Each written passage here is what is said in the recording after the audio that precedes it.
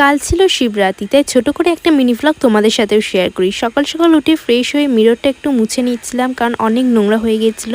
তারপর বসে গিয়েছিলাম পুজোর জোগাড় করতে। দুপুর দিকে সমস্ত ফুল, বেলের পাতা, বেল, ফল আগে থেকেই আমি জোগাড় করে নিয়ে চলে এসেছিলাম। পুজোটা যেহেতু রাত 8টা থেকে ছিল, তাই আগে থেকেই ফলগুলো কেটে রেখে দিয়েছিলাম। আর জানো তো, আমি যখন ক্লাস 6-7-এ পড়ছি তখন থেকেই শিবরাত্রিটা করে আসছি। তোমরা কারা কারা শিবরাত্রি করেছো কমেন্ট করে জানিও।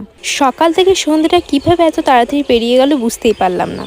তারপর 7টার সময় করে নর্মালভাবে রেডি হয়ে পড়েছিলাম। সকাল থেকে যেহেতু উপোস ছিলাম আর শরীরে কোনো এনার্জিও ছিল না। কিছুক্ষণ পর বেরিয়ে গিয়েছিলাম মন্দিরের উদ্দেশ্যে।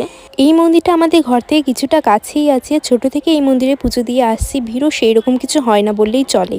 এই মন্দিরটার পাশে একটা হনুমান মন্দিরও আছে। তো দুটো মন্দিরেই ভালো করে পুজো দিয়ে চলে এসেছিলাম ঘরে এসে আগে এক গ্লাস শরবত খেয়ে নিয়েছিলাম। তারপর ডিনারে আমার জন্য হয়েছিল লুচি, ঘুগনি আর সুজি। তো শিবরাত্রির দিনটা আমার এইভাবেই কাটলো। দেখা হচ্ছে নেক্সট মিনি ভ্লগে।